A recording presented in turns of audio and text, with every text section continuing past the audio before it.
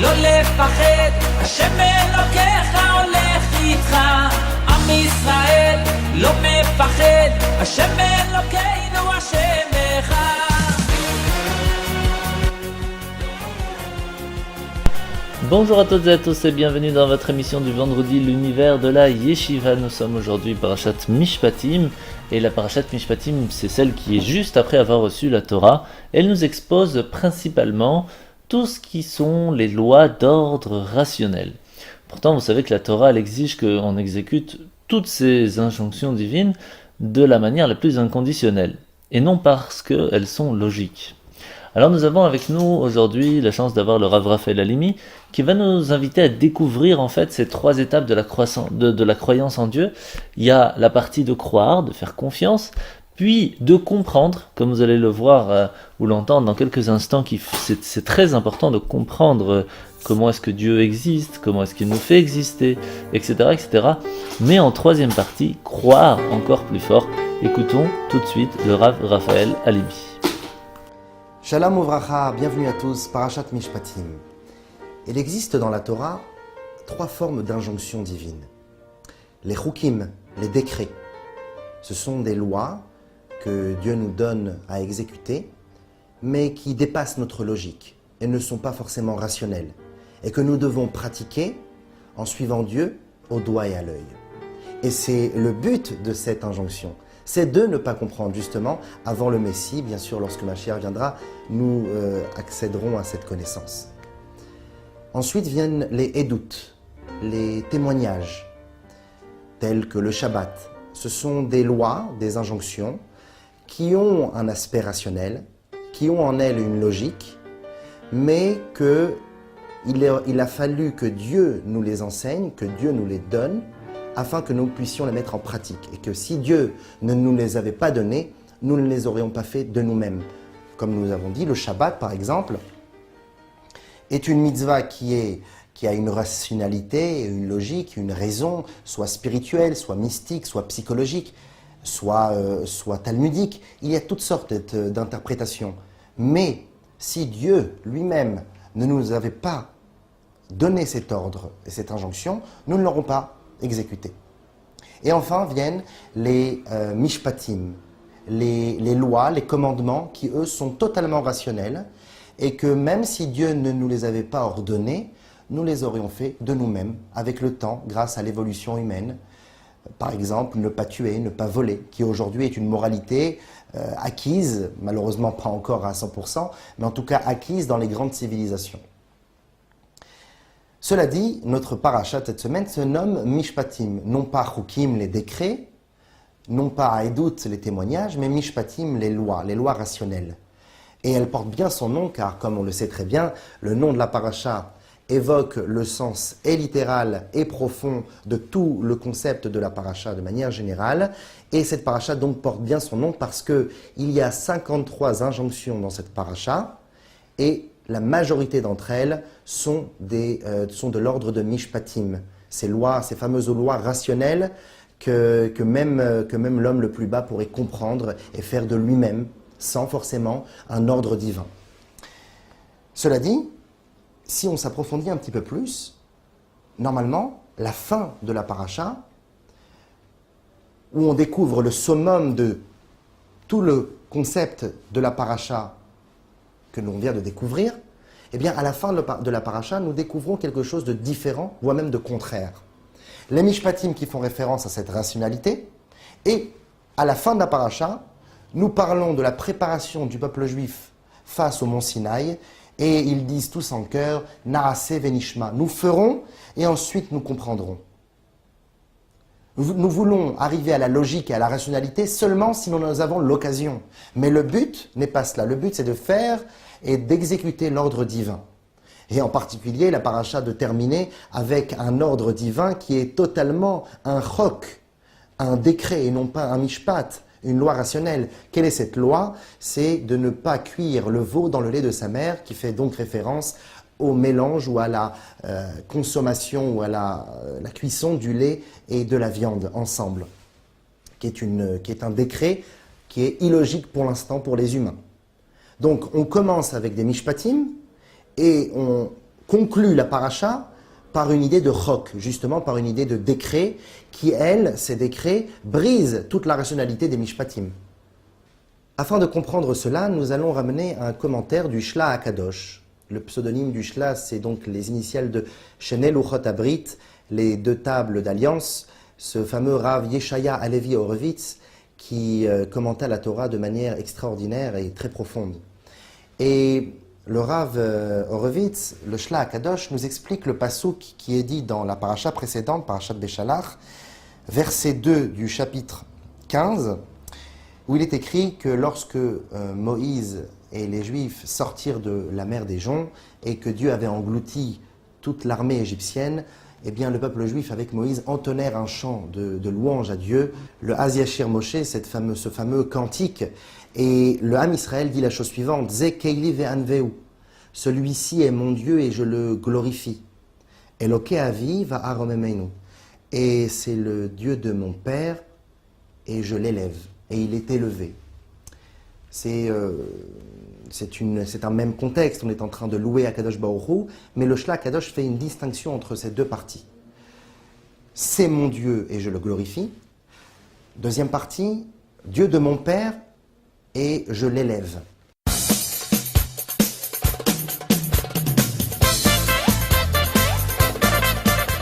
Les secrets de cuisine, à chaque fête sa recette, venez découvrir un patrimoine culinaire riche de coutumes et de saveurs dans une ambiance chaleureuse autour d'une recette de cuisine.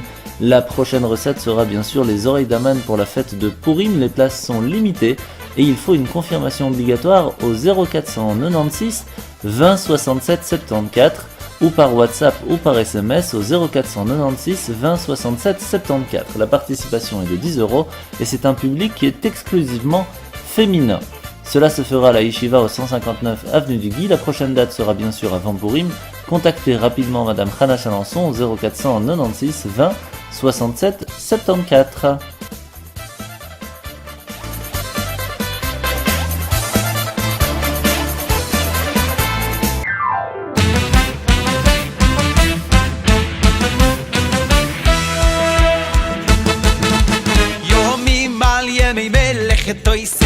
יסוב כמו ידויר ודויר יומי מעל ימי מלך תויסים לא יסוב כמו ידויר ודויר ויי חיים ויי חיים ויי חיים ושולוי ויי חיים ושולוי יו ויי יפולוי ויי חיים ויי חיים ויי חיים ושולוי ויי חיים ושולוי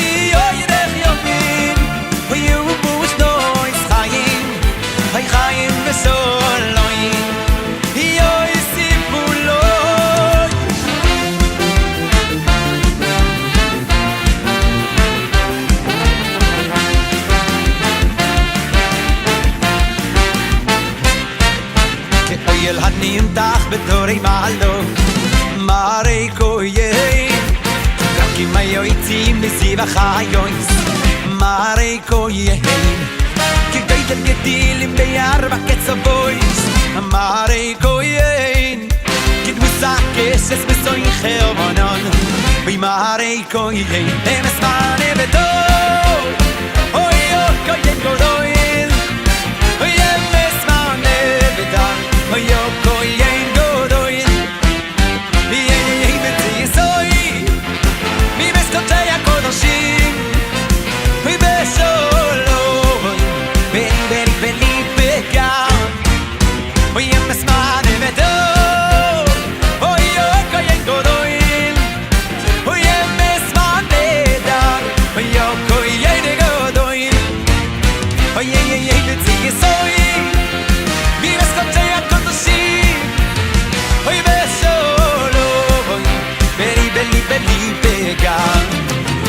Oye la nintach bedori malok Mare koyen Kibraki mayoitzi visiva chayois Ay mare koyen Kitoy del gedile biyar baketza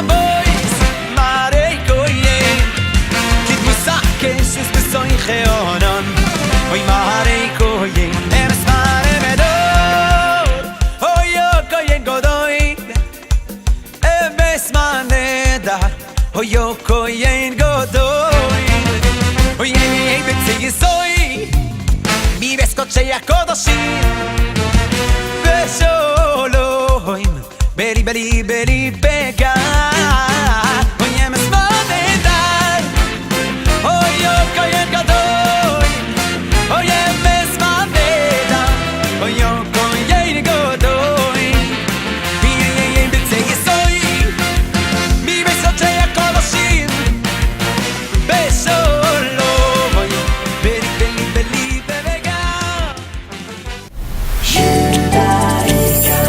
Retrouvez-nous sur radiojudaïka.be.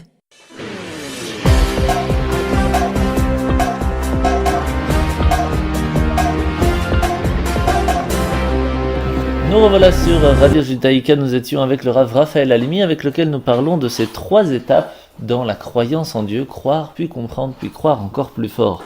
Sur ce, le Rav Raphaël Halimi nous avait ramené ce verset, Ze Keli Ve'anveu, et le Shla Kadosh ramène une explication extraordinaire, c'est ce que nous allons essayer de comprendre tout de suite. Le Shla Kadosh de dire que la première partie du texte, ceci est mon Dieu et je le glorifie, peut être lié aussi Ve'anveu, et je le glorifie, en Ani Va'u, moi et lui. Ça veut dire que lorsque Zekeli, lorsque l'homme a la capacité de pouvoir pointer son doigt et de dire « j'ai réussi à trouver, après ma longue recherche et mon enquête personnelle, j'ai réussi à savoir et à comprendre comment Dieu marchait. Qu'est-ce qu'il attend de moi? Pourquoi? Le pourquoi du comment. Ze keili ve'anveu. Ceci est mon Dieu, ça y est, je le sais aujourd'hui. Je n'ai plus seulement qu'une foi, une croyance générale, mais je le sais, j'en suis sûr. Et là, à ce moment-là, on arrive à Ani Vahu. Ve'anveu, je le glorifie, mais qui peut être aussi lu Ani Vahu, moi et lui. Lui et moi, nous formons maintenant une symbiose parfaite, une fusion. Nous sommes attachés l'un à l'autre parce que je ne fais plus que croire en Dieu, mais j'ai compris Dieu, avec ma réflexion, avec mon intellect, avec mes émotions. Alors que la deuxième partie du texte, où il est écrit « Eloké avi va'aromemenu » Dieu de mes pères, et je l'élève, j'élève Dieu, eh bien pourquoi il est dit « Dieu de mes pères » et non pas « c'est mon Dieu » Parce qu'on fait référence ici à un homme qui ne s'est suffi que de la croyance, de la foi innée, presque biologique, qui régit chaque juif. Cette foi qui est au fin fond de chacun de nous, même celui qui ne connaît pas encore Dieu, même celui qui ne connaît pas encore la Torah, eh bien, il a cette foi en lui. Mais malheureusement, il existe des gens qui se suffisent de cette foi, qui se suffisent de cette croyance innée. Malheureusement, c'est vrai, ils ont une attache avec Akadosh Baruch Hu, mais une attache beaucoup plus lointaine que le premier cas. C'est pour ça qu'il est dit « Va'aromemenu » et je l'élève. Il est élevé, il n'est plus « Ani Va'u », lui et moi. Nous ne sommes plus fusionnels. Mais il est au-dessus de moi, il est makif, comme on dit dans les termes kabbalistiques, il me recouvre. La Gemara de rapporter cette fameuse histoire, lorsqu'un voleur, lors de son cambriolage, prie à Dieu que les policiers ne l'attrapent pas, ou que le maître de maison ne le découvre pas. Alors, soit tu voles parce que donc tu ne crois pas en Dieu, alors ne prie pas Dieu, puisque tu ne crois pas en Dieu, ou soit tu crois en Dieu, et donc si tu crois en Dieu, ne vole pas. Il y a quelque chose de contradictoire là-dedans. En fait, il croit en Dieu parce qu'il ne se suffit que de la croyance innée qui se trouve chez chacun, qui n'est pas du tout liée à quelconque effort de la part de l'homme. Sans qu'il fasse un effort, sans qu'il fasse une étude ou une recherche, il a cela en lui. Il a beau courir, il a beau sauter, il a beau s'enterrer, Dieu est toujours là dans son cœur. Cette croyance est innée. Mais si on ne se suffit qu'à cela, alors malheureusement on peut faire des transgressions, on peut faire des bêtises, on peut aller contre la volonté de Dieu, tout en étant profondément un croyant. C'est cela ce que dit le Shla Akadosh. Il nous dit que ces 2 facettes de manière, enfin ces 2 facettes d'approche vers Dieu, celle de le comprendre, celle d'amener sa propre réflexion, celle d'enquêter, de rechercher, Acheker Eloka, enquêter Dieu, eh bien cette approche nous fusionne avec Dieu, alors que de se suffire de la croyance innée, malheureusement, nous sépare un petit peu de lui. Cela dit, la question peut se poser. Au contraire, nous devrions d'abord parler de Eloké Avi, le Dieu de mes pères, en faisant référence à comme une sorte d'héritage, le Dieu de mes pères et je m'élève, et ensuite, après que j'ai donc appris, que donc j'ai cette foi innée en moi, Là maintenant, je peux faire un effort et apprendre Dieu de manière profonde, réfléchir sur la divinité, avoir des émotions, des sentiments, et arriver au niveau de Ze Keili ve'anveu, c'est lui mon Dieu et je le glorifie. Anivaou, lui et moi. On aurait dû inverser le texte et non pas mettre d'abord Anivaou et ensuite Va'aromemenu. En réalité, on est obligé d'expliquer la chose suivante. Cette fameuse phrase ne fait pas du tout référence à cette foi innée dont nous avons parlé plus tôt. Cette foi innée, nous n'avons même pas besoin d'en parler, puisqu'elle est innée. Elle est presque même biologique chez l'être humain. Elle est en chacun de nous. Chaque juif est croyant. Ce verset ne parle pas de cela. Ce verset parle qu'après qu'on ait pris conscience qu'on a cette croyance innée en chacun de nous, il y a deux approches au sein même du service de Dieu. Il y a la première approche de Ze Keili ve'anveu. Ceci est mon Dieu, Anivaou, je sais qui il est, j'ai appris qui il est. Maintenant, nous fusionnons. C'est la première approche, on appelle ça l'intellect, la logique, l'étude, le savoir, la connaissance. Enquêter sur Dieu, ouvrir des livres, aller à des cours, comprendre la puissance de la science suprême et divine de la Torah. Ça, c'est la première partie de la avoda du service de Dieu. Mais il ne faut pas se limiter à cela. Il ne faut pas se dire que l'important, c'est que je comprenne, l'important, c'est que c'est logique. Ce qui est malheureusement moins logique pour moi pour l'instant sera mis de côté. C'est la raison pour laquelle on finit le verset par « Eloke avi va'aromemenu ».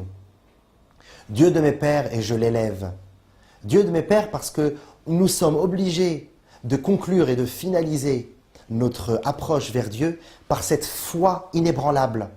On commence par une foi innée, qui, elle, ne dépend pas de nos actions. Ensuite, nous travaillons cette foi. Nous l'analysons, nous la pétrissons comme une pâte. Nous travaillons cette foi. Pendant de longues années, on s'acharne à comprendre Dieu, à étudier. Mais tout cela doit toujours nous ramener à cette conclusion fatidique que nous ne comprendrons jamais suffisamment Akadosh Baruch Hu. Il est au-dessus de toute logique, au-dessus de toute rationalité. Baruch Hashem, louange à lui, il nous donne la possibilité, ce fameux cadeau de pouvoir comprendre sa Torah. Mais le but, ce n'est pas de comprendre, le but c'est de faire de manière soumise. C'est la raison pour laquelle cette parashat Mishpatim commence par les lois rationnelles de la Torah. Bien sûr, ces lois, Ve'elea Mishpatim, et voici ces lois, sont la suite du don de la Torah. Et le don de la Torah, c'est Naaseh Venishma. Nous ferons et nous comprendrons. C'est cette fameuse foi innée, inébranlable, qui se trouve en chacun de nous.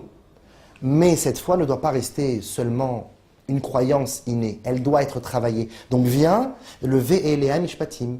Et toutes les 53 lois et injonctions que nous voyons dans notre paracha, ces lois rationnelles que nous allons comprendre, que nous allons emmagasiner, que nous allons assimiler, eh bien ces lois-là, cette rationalité, ce travail sera de longue haleine. Mais il ne doit pas s'arrêter là. On doit revenir en fin de compte à cette partie presque obligatoire, la foi, la croyance, qui est la suite du travail. Donc on a deux sortes de croyances et un travail au milieu. On a la croyance innée, le travail de la compréhension au milieu, et enfin de recroire, si on peut dire ainsi, de avoir de la foi de nouveau, mais à la suite d'une compréhension. Et il n'y a pas plus fort qu'un croyant qui sait. Un homme doit être un sachant. Il ne doit pas se suffire d'être un croyant, certes, mais il n'y a pas plus fort que le croyant qui sait. C'est-à-dire que même ces mishpatim, il les exerce de la manière d'un croyant. Il ne les fait pas parce qu'il a compris, il les fait parce que Dieu l'a demandé. Il le comprend, c'est bien, il aurait pu ne pas le comprendre. Ok, il le comprend pour l'instant, mais il ne le fait pas parce qu'il a compris, mais parce que Dieu le demande. Je ne tue pas parce que Dieu m'a demandé, parce que je l'ai compris, et que ce n'était pas moral. Je le fais parce qu'Akadosh Baruch Hu m'en donne l'ordre. Et c'est la raison pourquoi notre paracha finit et conclut toute son approche de Mishpatim. Elle le conclut par justement un chok, un décret, tel que ne pas mélanger le lait et la viande que nous avons vu tout à l'heure. Et le Naaseh Venishma, nous ferons et ensuite nous comprendrons. Donc le but, les amis, c'est de pouvoir dévoiler cette croyance innée, de la travailler, de la pétrir pendant de longues heures, de longues années, de longs jours, où nous allons renforcer par une approche intellectuelle, une approche émotionnelle, nous allons nous rapprocher de Dieu pour enfin être le véritable croyant que nous sommes, pas seulement un intellectuel de la Torah, mais un véritable croyant de la Torah, un vrai croyant. Shabbat Shalom et la semaine prochaine.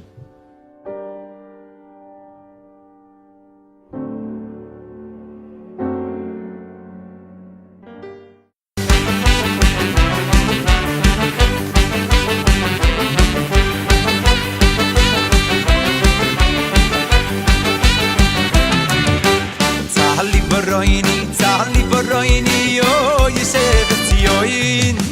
Tzahli baroini, yo Yisef Tzion.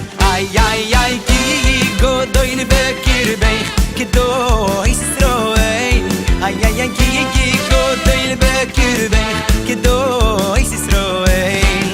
Ay, tzahli baroini, yo Yisef Tzion. Ay, tzahli baroini, yo Yisef Tzion. Ay, ay, ay, ki godoin bekirbeich, kedo Yisroel. Ay, ay, ay, ki godoin bekirbeich, kedo Yisroel.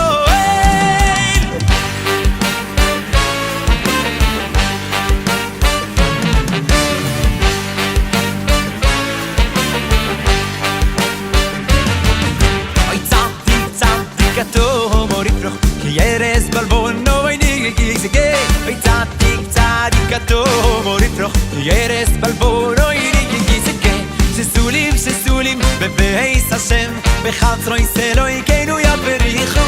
Shesulim bebeis Hashem bechatzroi seloi keinu yaperichu.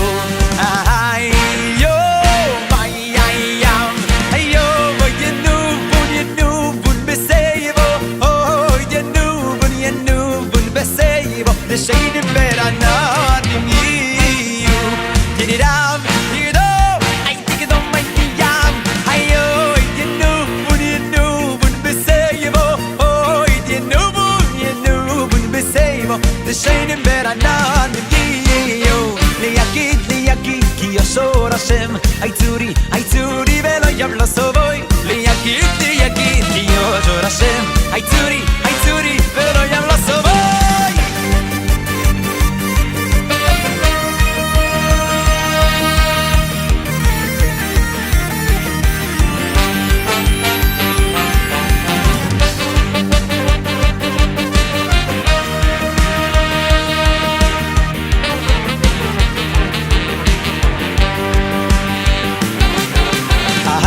Hallelujah, Eloi kai, v'yesmechu boy. Vasimo sikvu sivoy, vasimo sikvu sivoy. Hallelujah, Eloi kai, v'yesmechu boy. Vasimo sikvu sivoy, vasimo sikvu sivoy. Ahoy deni, besoy dam keroy, v'ylei kai tziri. Kai tziri, efse boy. Ahoy deni, beso boy dam keroni. Vele kai tziri, efse boy. Hallelujah, Eloi kai, v'yismechu boy. V'asigimu boy. Hallelujah, Eloi kai. V'yismechu boy. V'asigimu boy. Ahoy deni, beso dam keroy. V'elei kai tziri, efse boy. Ahoy deni, beso dam keroy. V'elei kai tziri, efse boy.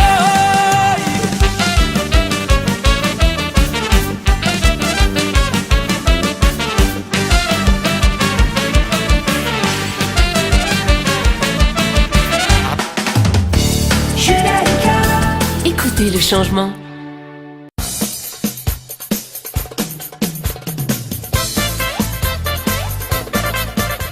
Grande fête de Purim. La Yeshiva vous invite au spectacle de Purim Julie et la vallée des possibles, un spectacle de magie, de ventriloquie qui emportera vos enfants vers un monde féerique. Ce sera le mercredi 28 février 2018 à 17h45. Le spectacle commencera et la lecture de la Megillah juste après la fin du jeûne à 18h45. Tout cela se fera à la salle de la ferme Oleken, à l'adresse 212 rue Hollebeck à 1630 Linkebeck.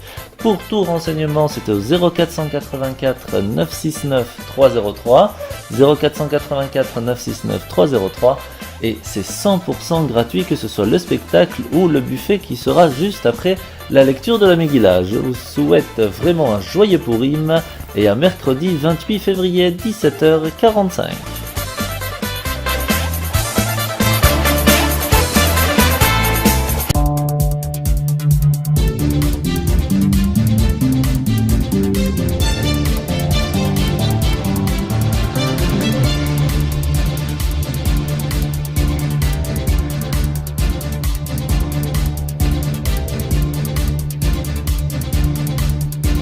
Nous revoilà sur Radio Judaïka, nous allons parler un petit peu des dates cette semaine. Comme vous le savez, nous étions le 22 Shvat ce mercredi pour les grandes dates.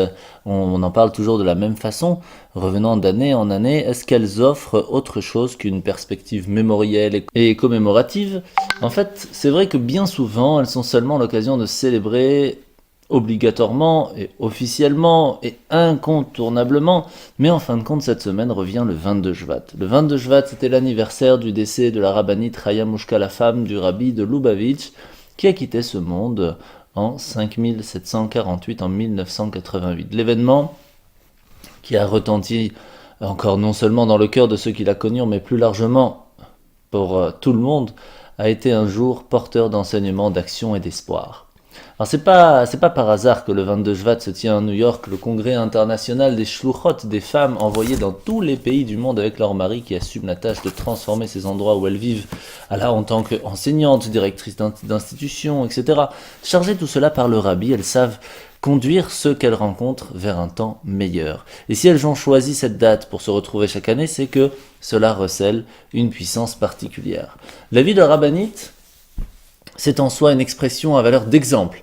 Il faut savoir qu'elle a vécu des choses extraordinaires, elle a fait des bouleversements dans l'histoire, l'oppression stalinienne en URSS, les tragédies de la guerre et l'invasion allemande en France. Elle est tout le temps restée fidèle à ce qu'elle était, sans jamais reculer ou renoncer. Son nom, c'est vraiment son témoignage. Chaya Mushka, Chaya, ça veut dire vivante. Comme pour dire, cette vie qui était si intense, si profonde, elle connaît jamais d'interruption, tout. Et Mushka, c'est le muscle, le parfum, à la fois précieux, subtil. Comme le parfum, disent les commentateurs, a le pouvoir de réconforter l'âme. Malgré son caractère presque immatériel, il s'attache à celui qui en est porteur. Donc vie et parfum, c'est vraiment un grand programme, c'est une manière de vivre, et on vit un temps où ces notions sont essentielles, et bien malheureusement elles manquent bien souvent. C'est perclus par la pesanteur des choses. L'homme vient en oublier ce qui entraîne au-delà de lui-même. Il va conférer la noblesse de l'humain. La rabbinite, par sa vie, elle nous montre vraiment le chemin. Tout est possible, le monde peut changer, l'avenir peut retrouver ses couleurs, demain cela chantera. À New York, les shluchot sont réunis et l'affirment, plus qu'un message. Le 22 Shvat, c'est vraiment la date de la naissance d'une action, et c'est pour cela que ce jour de la Iloula du 22 Shvat est un jour dans le calendrier, quelque chose de très important. C'est l'occasion vraiment de se souvenir de cette personne extraordinaire, de son aide discrète qu'elle a donnée au rabbi, et tout éloge est trop pauvre pour exprimer sa valeur. Dieu seul sait à quel point elle est grande. Ça, c'est les mots de son mari. Il faut savoir qu'elle a fait des choses extraordinaires dans sa vie. C'est pour cela que cette semaine, mercredi, les femmes Lubavitch du monde entier sont parties comme il y a un mois lorsque nous sommes partis pour la convention internationale de tous les rabbins Lubavitch du monde. Les dames sont là-bas. Certains avec leurs enfants, certains avec une partie, et c'est les maris qui font les babysittes à la maison. Et oui, parce que c'est le moment pour que les femmes reprennent, rechargent les batteries, prennent des forces, parce que c'est un moment très important. Et ce Shabbat aussi, car ce Shabbat c'est Parashat Mishpatim, comme on va en parler dans quelques instants. Parashat Mishpatim, où on va lire aussi la Parashat Shkalim, où on rappelle qu'en fin de compte, nous ne sommes qu'une moitié. Notre deuxième moitié, c'est l'homme et la femme. Et Dieu, bien sûr.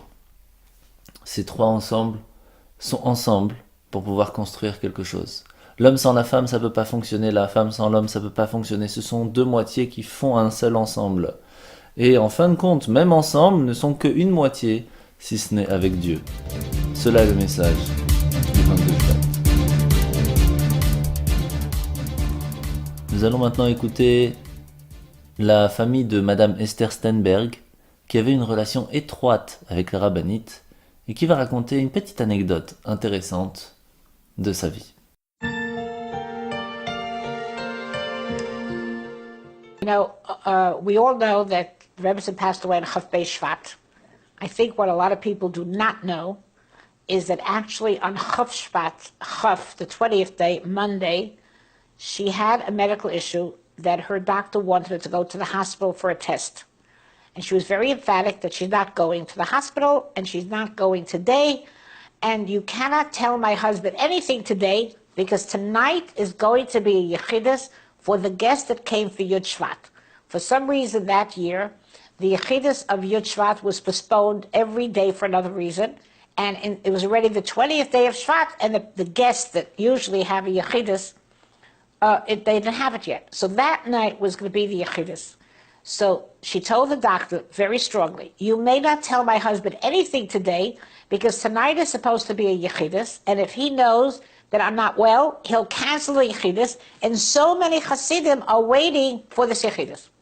And the doctor, very true to being the Rebbetzins doctor, said, okay, if you don't let me tell the Rebbe, I won't.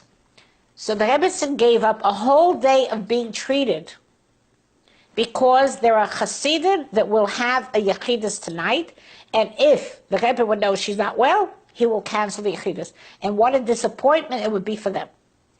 Now, within the next 36 hours, she was not living anymore after that day. Tuesday night, she passed away. So I can't say that anything would have been different had she been treated on Monday, but because we know everything is from Hashem. But she gave up a whole day at 87 years old of being treated for something that the doctor felt she should be in the hospital for, only because there are Hasidim that have to have a Yechidus. And I can assure you that she didn't know any of the people that she had a personal reason that these people have to have Yechidus. She knew the Hasidim are waiting. And how could she take the Rebbe away from them when they're waiting for Yechidus? So she gave up being treated that whole day.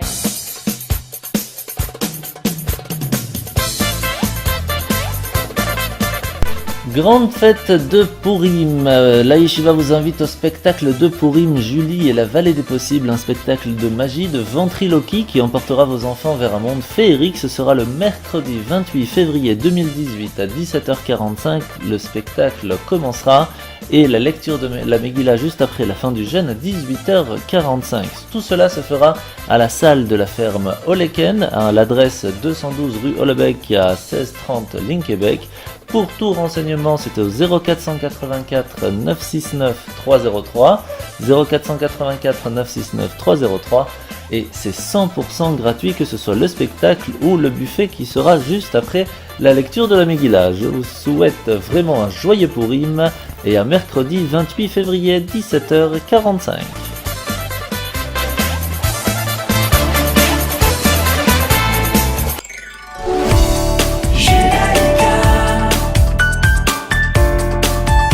Judaïka, 90.2 FM.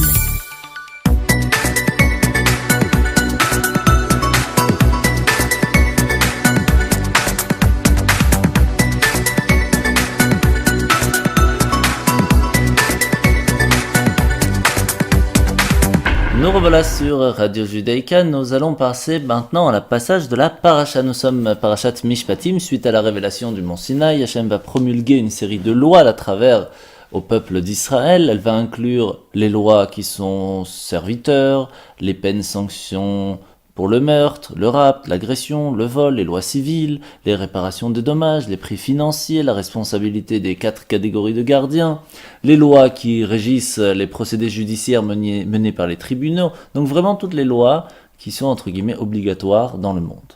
Sur ce, C'est ainsi et aussi enseigné les lois qui mettent en garde contre le fait de maltraiter les étrangers, l'observance des fêtes saisonnières, les offrandes agricoles qui devaient être apportées au Saint-Temple à Jérusalem, l'interdiction de cuire de la viande avec du lait, la mitzvah de prier.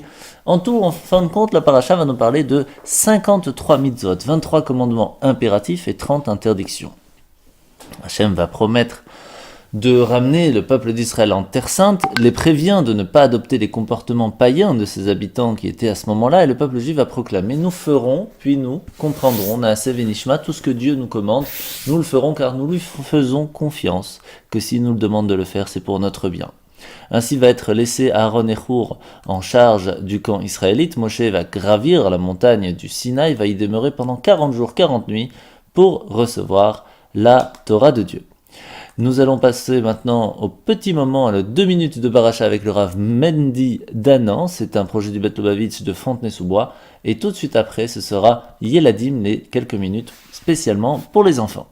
Parashat Mishpatim, Parashat Shekalim. Ce Shabbat, nous lirons dans 2 Sefer Torah. Le premier, la paracha classique. Le deuxième, une paracha qu'on lit le Shabbat qui précède Rosh Chodesh Adar. Nous lirons la Parashat Shekalim qui traite de ce fameux demi-cycle que le Klal Israël, que l'ensemble de la communauté devait offrir pour le Beth Amikdash une fois par an afin de les récolter et de fonder une caisse qui servait principalement à financer les sacrifices journaliers. En analysant de plus près cette mitzvah, nous nous demandons, en général, à chaque fois que Akadosh Baruch Hu nous demande de faire une mitzvah, il nous demande quelque chose de shalem, de complet, quelque chose d'entier, car il est tout à fait logique que ce qui est consacré pour Akadosh Baruch Hu doit comporter une forme de plénitude. Ce qui n'est pas le cas pour cette mitzvah du demi-cycle, car comme son nom l'indique, nous ne donnons pas une pièce entière, mais un demi-cycle. Et là, la question se pose, pourquoi justement cette mitzvah est celle qui n'aura pas cette plénitude? Au contraire, on accentue cette imperfection en l'appelant un demi. La réponse est la suivante. En réalité, ce demi-shekel nous apprend une grande leçon. La leçon de l'unité. L'unité, ce n'est pas uniquement le bon vivre ensemble. L'unité, c'est partager avec l'autre.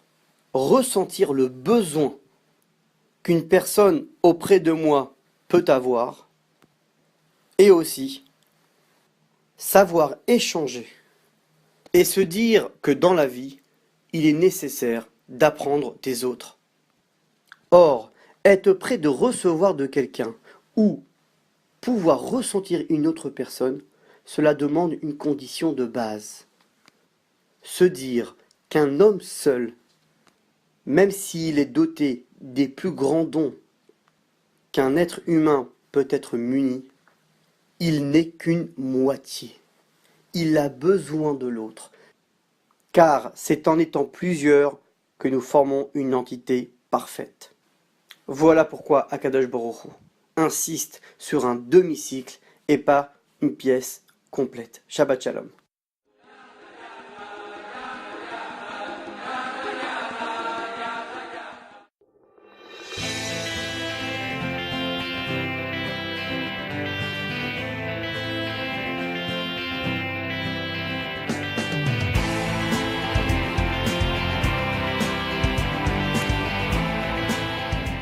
Bonjour les amis, je suis content de vous voir. J'allais justement commencer à préparer Shabbat. Alors c'est parti. Mais attends Benny, tu n'as pas demandé le nom de la paracha de la semaine? Mais oui, c'est quoi le nom de la paracha de la semaine? Bravo, la paracha de la semaine c'est Mishpatim. La paracha de la semaine, la paracha c'est Mishpatim. La paracha de la semaine, la paracha c'est Mishpatim.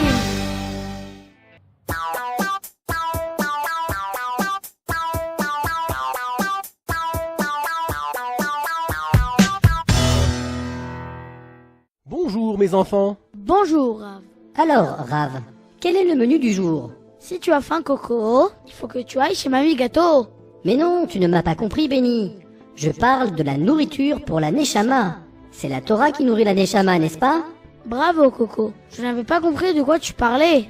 Alors, au menu cette semaine, je vous propose un machal. Chouette, chouette.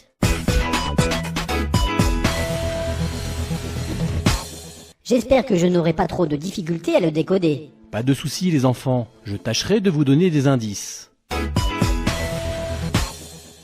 Un jour, un homme riche entendit frapper à sa porte. À l'entrée de sa maison se tenait un pauvre homme, dont l'apparence prouvait bien sa situation misérable. Il se mit alors à déverser son cœur en sanglots. Bonjour, je dois marier ma fille et je n'ai pas le moindre sou pour lui payer son mariage. Je vous en supplie, aidez-moi. Mais je ne comprends pas. C'est une vraie histoire ou une parabole? Non, ce n'est pas une vraie histoire.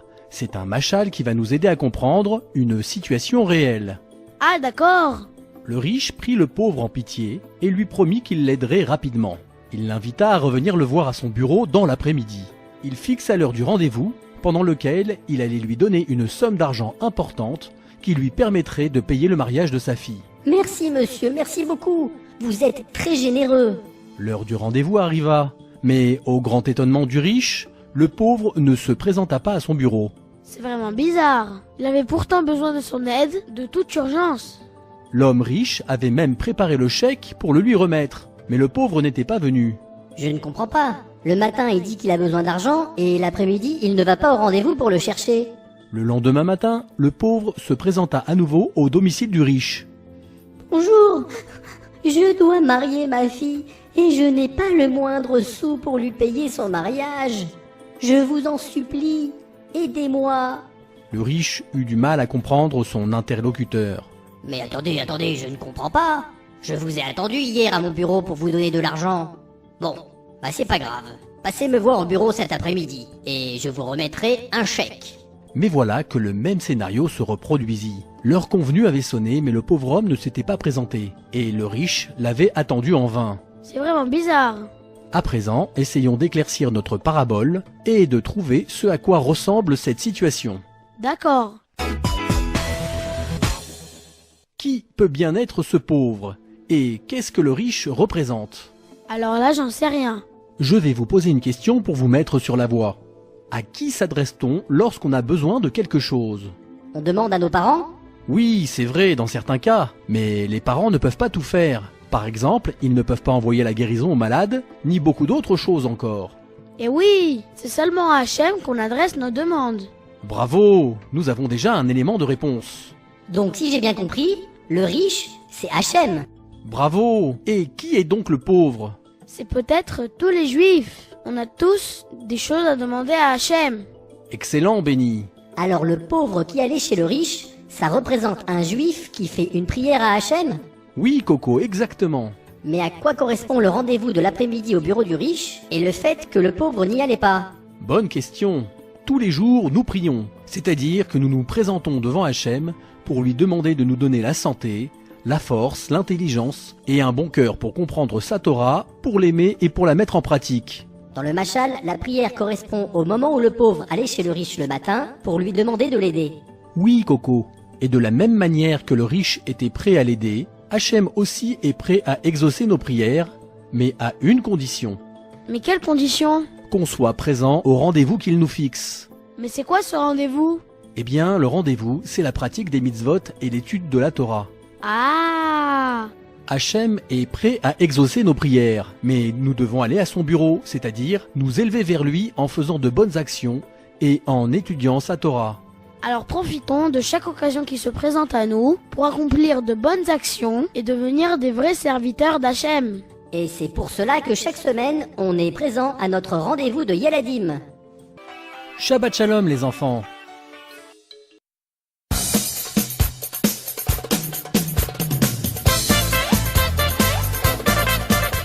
Les secrets de cuisine, à chaque fête sa recette. Venez découvrir un patrimoine culinaire riche de coutumes et de saveurs dans une ambiance chaleureuse autour d'une recette de cuisine.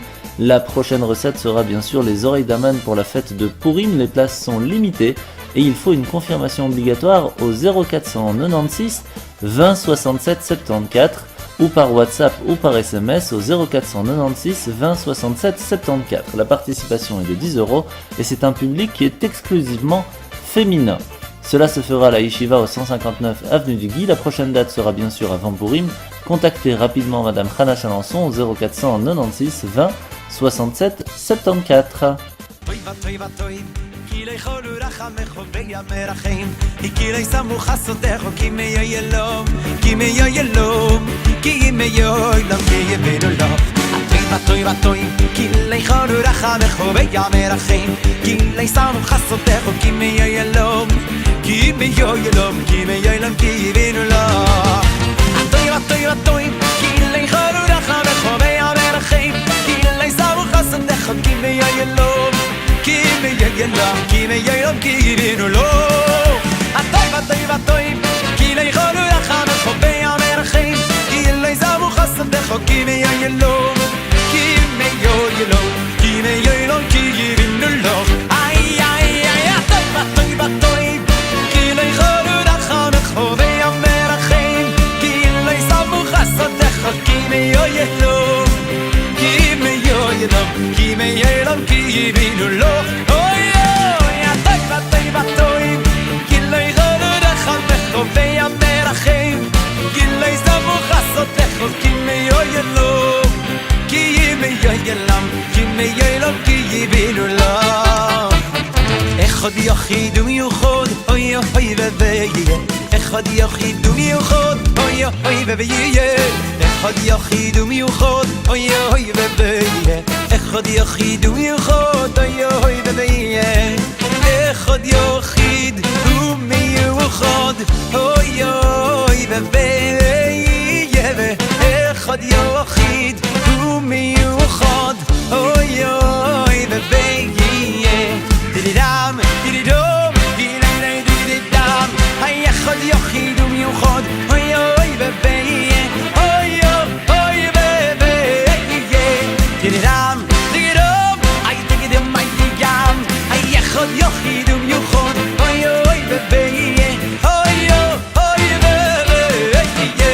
Oy, echad yachid u'miyuchad, oy oy veveye. Echad yachid u'miyuchad, oy oy veveye.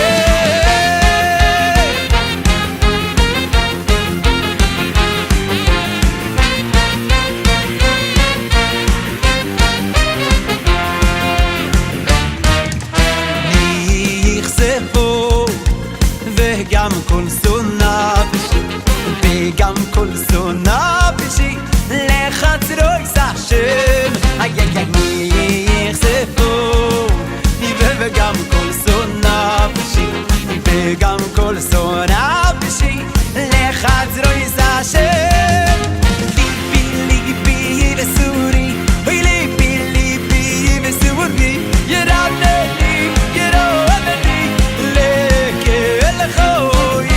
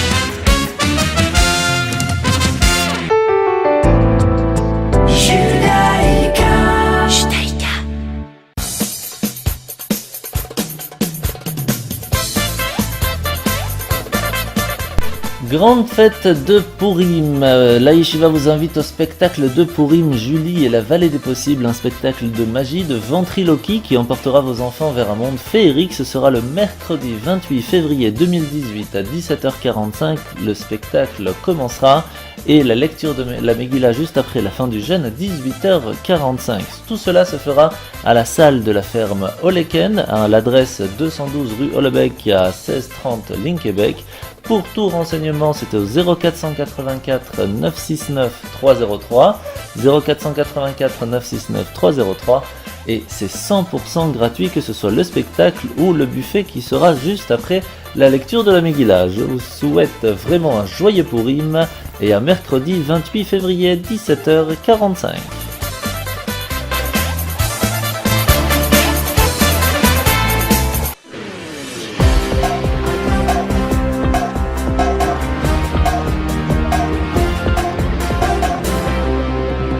Et bien voilà, c'est ainsi que finit notre émission ce matin. Je vous rappelle que nous sommes Parashat Mishpatim, Parashat Shkalim aussi, comme on en a parlé juste avant. Parashat Shkalim où nous allons lire la parashat du demi-shekel, nous rappeler que nous sommes en fin de compte qu'une demi, que l'autre partie c'est Dieu, c'est seulement ensemble que nous arriverons à être comme il le faut. Je vous rappelle aussi que Parashat Shkalim, on le lit pour nous rappeler que nous avions donné le demi-shekel au moment du temple, et que quand même, aujourd'hui, en écoutant cette paracha, cela nous permet de nous rattacher, chacun d'entre nous, à une seule communauté, celle de la communauté juive. Donc il est extrêmement important samedi matin de venir écouter cette paracha. Elle est petite, donc l'office commencera bien sûr samedi matin à 10h, mais la lecture sera vers 11h, 11h15, donc n'hésitez pas à passer, c'est quelques minutes, mais venez, c'est très très très important. L'allumage des bougies ce soir, c'est à 17h30, Shabbat se finira à 18h42, je vous souhaite de passer un très très bon Shabbat, et à la semaine prochaine, Shabbat Shalom. עם ישראל, לא לפחד, השם אלוקיך הולך איתך. עם ישראל, לא מפחד, השם אלוקינו השם אחד.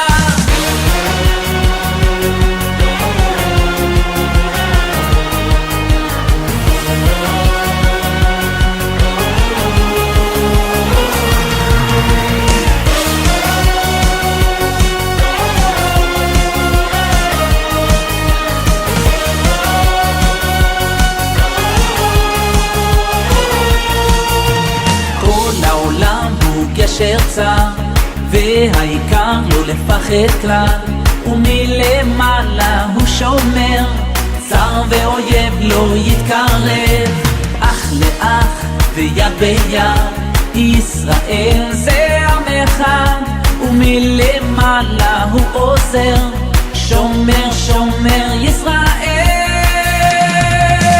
עם ישראל לא לפחד, השם אלוקיך ישראל לא מפחד, השם אלוקינו השם אחד. עם ישראל לא לפחד, השם אלוקיך הולך איתך. עם ישראל לא מפחד, השם אלוקינו השם אחד.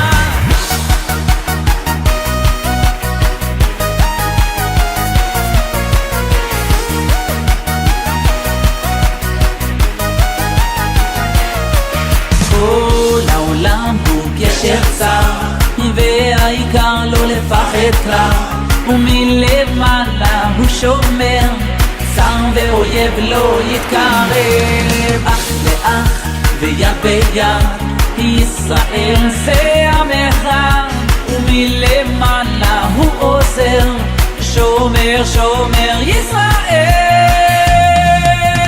עם ישראל לא לפחד, השם אלוקיך הולך איתך. עם ישראל לא מפחד, השם אלוקינו השם אחד. עם ישראל לא לפחד, השם אלוקיך הולך איתך. עם ישראל לא מפחד, השם אלוקינו השם אחד.